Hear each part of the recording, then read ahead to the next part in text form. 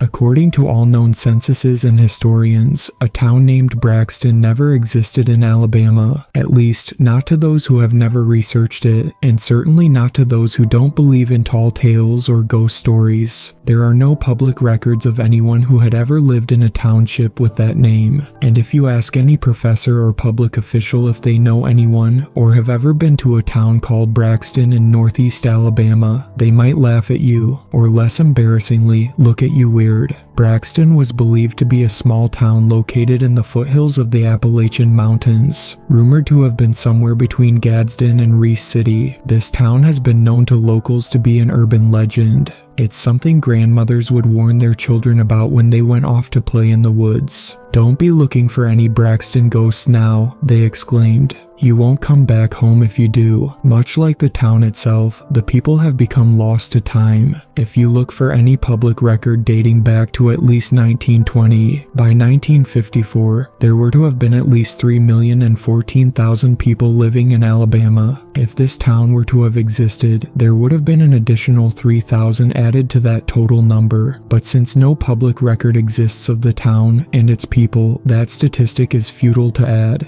Despite this, some people claim to have seen it. Various people, ranging from hikers to urban explorers, claim to have heard the story, walked near the road leading up to the town, and came across scenes almost out of an apocalyptic movie. Buildings that are so dilapidated you wonder how they built them in the first place. Broken down, rusty trucks and wagons litter the streets, and the strange lingering smell of sulfur. Then panic sets in once you realize you really should not be there. You start to see shadows converging out of the corners of your eyes, and once you are sufficiently overwhelmed, you run back in the direction that you came, only to turn around and see everything somehow disappeared. Of course, that is what they tell you. There is never any visual evidence to support what they claim. They never have any photos, and the only videos you might find are someone filming themselves with a phone telling their story. Making any clear research on the town and its backstory almost impossible, but in my research, I have found more often than not, the people who claim to have seen this town the most are miners. Those who have claimed to see it said that the area seemed to be suited for mining, leading to the presumption that it could have been a mining town. Local excavation teams working for various shell companies that operate within the area are always in the mountains, so it is more likely to hear tales of this elusive town from those who have worked in the area. I decided to go and interview workers at the local site near the location. You can see it from a mile off if you happen to be at an elevated height.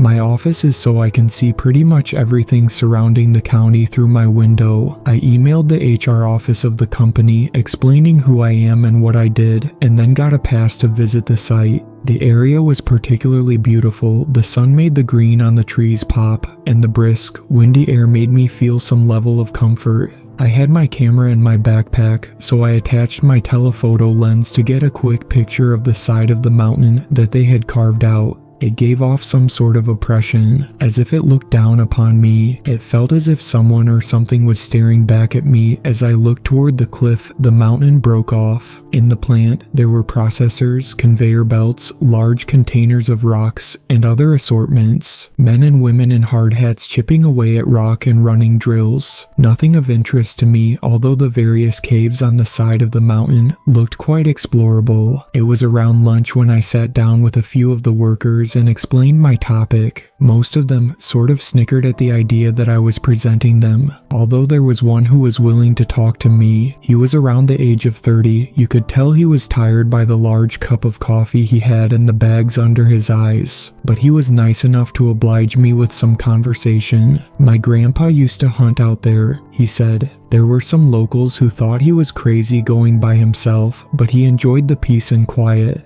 No one seemed to bother him." He took one sip of his coffee and continued. "Locals always said that there used to be a town there, said it was haunted. Apparently, it was a town filled with miners who had formed a union and decided to make their own little community. The state never acknowledged it properly, but you'd see some folks come and go from it. He heard it was quite populated for a time. Then one day back in '67, folks came out of their house due to hearing a loud boom and saw a large fire engulf the area. Looked to be where the town was. He went quiet for a moment. The authorities went to the location to try and figure out where the explosion came from. When they got there, no one was found, almost like they were vaporized by a nuclear bomb. The buildings were all torn up, but there was no evidence of any explosive material. There were caves where the miners of the town had been working, but they looked to be hand dug. "Why'd your grandpa hunt over there?" I asked. "Good game, lots of deer," he said. But one day when he went over there, he noticed the sulfur smell and he paused. There were two men, maybe his age, sitting in the spot he usually hid from the deer at. They weren't in any gear or anything, just plain worker clothes. He asked if they were with the company up the road. "This one?" I asked. "Yes, sir," he said. When he asked them, all they did was stare at him. They had some sort of forlorn, angry look on their faces. My grandpa felt uncomfortable, so he decided to set up his gear in another spot. Next thing he knew, when he looked up, they were gone. I felt a little uneasy. I could tell he did too. "The thing is," he said, "most people don't like being out in those woods. They feel like something unnatural happened there, and they warned us as kids not to come looking for anything." He looked over at me. My grandpa sure as hell did. After that little encounter, he never came this way again. It perplexed me. Here, he had this story and a warning to not come around the area, and yet here he is working in a plant not too far off from the town. I wrote down what he said and then questioned him. "So why work here? And why is this place still in business when even they might know the history of the area?" "Minerals," the worker explained. "Minerals are the only reason why we still excavate the area at all, and the pay is good. The plant is mostly harmless unless your buddy decides to do something stupid like jump off a boulder or something. But if anyone tries to walk off site, to piss in the woods, we usually tell them not to." "Anything else you'd like to add?" I asked. He took a pause, then breathed in and spoke again. "We found some kids out there once." Looking up at the sky, the miner pieced together his story. "We were drilling into one of the deposits we found on the far end of the site. Then all of a sudden, the machine went haywire, hit a rock or something too hard to drill through. Blasted rubble damn near 20 feet in the air. Boss don't like us making a mess though, so we sent a cleanup crew to scoop the rocks that landed a few yards out into the brush." He stared into the coffee he held in his hands. "When they got there, they reported over the walkies that the area they were in smelled terrible, like someone broke open a rotten egg. Then one of the guys screamed out to stop the truck. They did, and on the road, there were two kids. They looked like they were covered in dirt.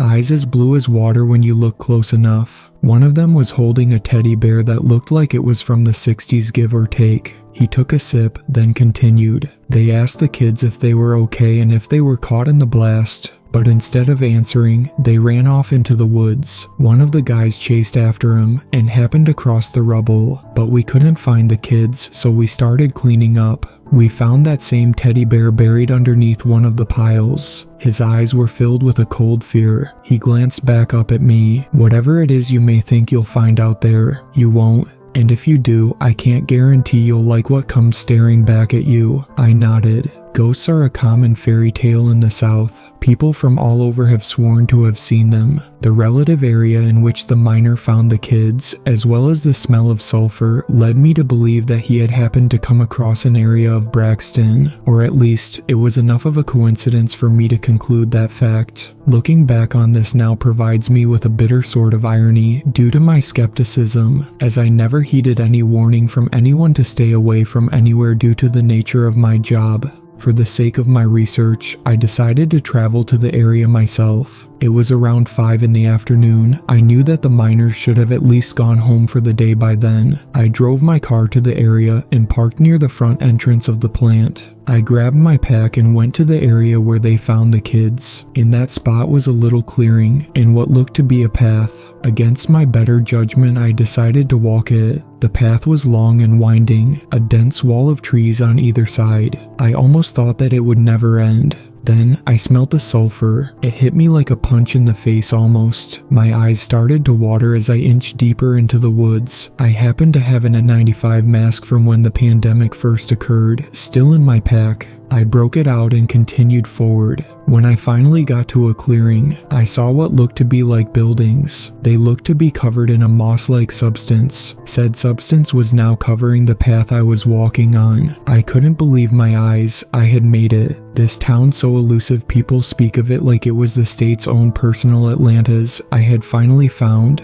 It was almost like a time capsule. The buildings looked straight out of a holiday greeting card. Old town architecture that had long since been replaced by modern businesses in comparable areas. I walked forward. Old dirt-covered American flags hung from the rafters. Murals of old grocery stores and logos still could be seen from the alleyways, each one filled with old wood and brick and mortar. Although I didn't see any trucks, I did see what looked to be tire marks as some might have visited there. I sat down on the grass near the square of the town snapping photos. It was dusk out, so I had to turn on my flash. I took a few shots and then sat and took a breath. Cough. I jumped up, startled by the sudden noise. Cough, cough, cough. The coughs echoed through the streets, and I could see a figure standing near an old drugstore. Grabbing my things, I approached the figure with caution. It could be one of the workers who came to the plant looking for me, or maybe he, or rather, it was something else. The coughing became louder, and then other coughs came from out of the alleyways. I couldn't tell if they were echoes from the man somehow now right in front of me, and then, right when I tried to back away slightly, crack.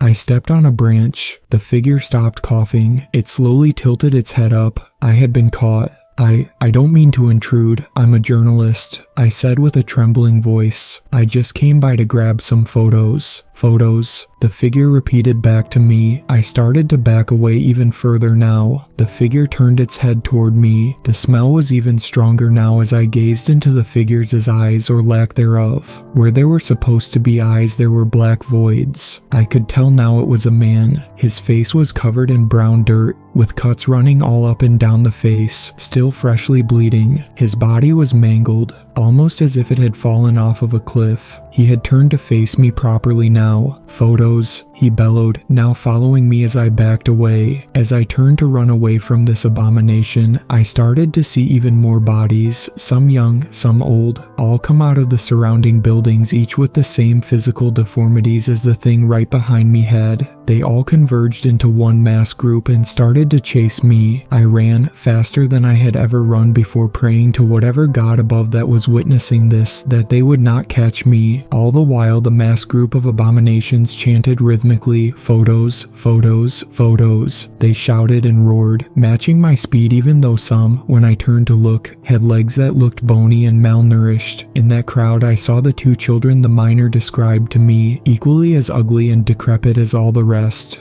I prayed for this to all end. I got out onto the road and found my car, and without even hesitating, I ripped over the door, jammed my key into the ignition, started it, and peeled out of there. After catching my breath, I took a cautious look into the rearview mirror. Nothing. No one was there. I drove in silence. When I got home, I crashed into my bed. The next morning when I awoke, I felt extremely ill. I went to the urgent care, and after some tests, they decided to send me to the hospital for further treatment. I ended up staying for about a week. For some reason, my lungs were incredibly irritated. When I explained to the doctor the events that transpired, he looked at me puzzled. "You know that area is supposed to be roped off, right?" "Why?" "Hydrogen sulfide," he explained.